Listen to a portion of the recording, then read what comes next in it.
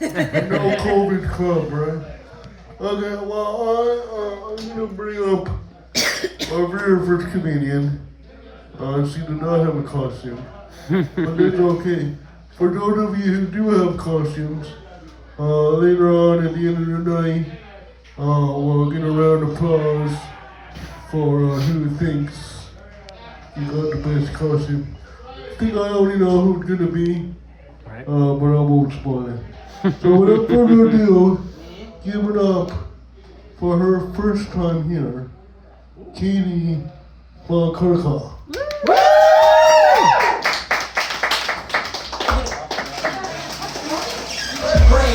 He'll be fine. You can just put it on the stand. I don't like microphones. How do I make it go on the stand? Just put. No, okay. Hey. Hello. Hi. All right, I'm waiting for my timer, so I don't want to get started yet. Oh, it's gone. Oh, where'd it go? I've already lost 10 seconds. Oh, God. Hi, everybody. My name is Katie Bokerka. I was the first one to cheer. It's a kid on your birthday. She's more maniac.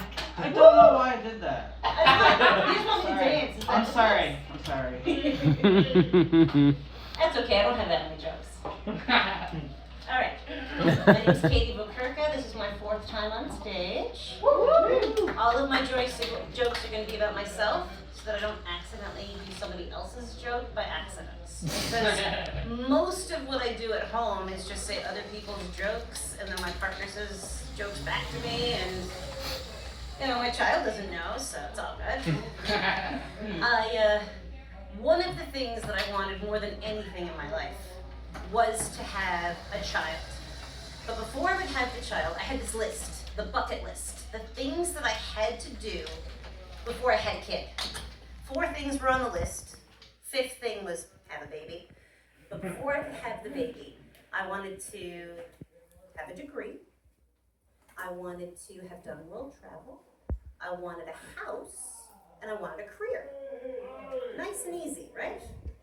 One thing you'll notice was not on the list was find a man. Or even get married. Because that was foolishness. I just wanted to have a baby. But I didn't want to resent my child. Because that just seemed like everybody resented their kids. They had kids really early. And I hated their kids because they couldn't do the things they wanted. So I had my 4 things on the bucket list. And then once I achieved them, I was going to have a baby. February 2016, I had achieved all of my goals. And then I actually had to get pregnant. That's ugh. It was bad.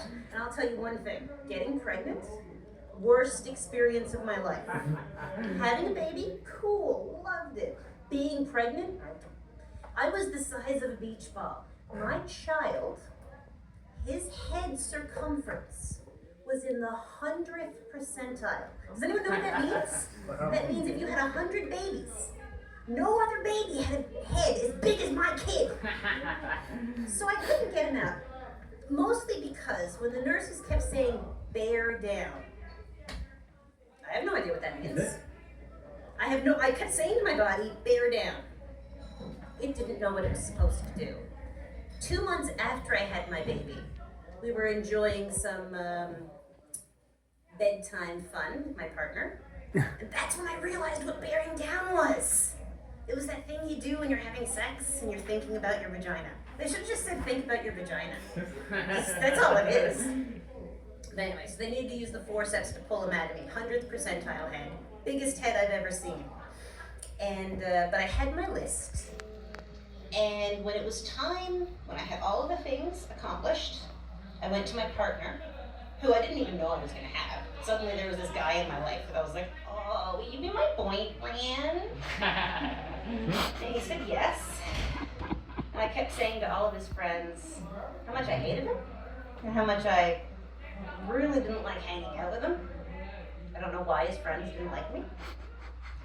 But we decided, okay, we're going to have this baby. And I said to him, I'm ready to have the baby. I've done the list. I'm ready to have the baby. He had a list. He wanted to move in with me. Anyway, so I let him, had the baby. And my friend got really worried because my bucket list was to do all these things and then have the baby. And she was like, okay, now you've had the baby, your bucket list is empty. What are you going to do with your life now? I had no idea. So now I'm on stage. And having a baby, one of the most interesting things about having a child is teaching that child to speak. Because you think it's just talking to them and they'll understand, right? But when your child asks, can I go play with that? And you say, fill your boots. And he looks at his boots like, why are you bringing my shoes into this? And I realized like something simple, like just saying yes would be useful. But because of the way I communicate, my child communicates in a similar way now. So instead of saying he wants to do something, he'll say, I 0% don't want to do that. And I think for a second, like, oh, what are we doing today? Let's see. Oh, and my child is definitely on the spectrum. The whole family's on the spectrum. Everybody I know is on the spectrum. But because of this, his communication is not necessarily straightforward. So he had broken his arm last year, and he was really excited to show people his cast, because he had a pink cast, and he loved it. So he was talking to someone else on the spectrum, and he said, do you want to know what color my cast is? And it was all hidden, and the person wasn't supposed to know. Because they're on the spectrum, they're like, I already know that it's pink. My child didn't know what to say to that, because he just wanted to whip it out. That's what he wanted. He wanted to show his cast. So I'm constantly having to translate for him. He wants to show you his cast. Just say yes.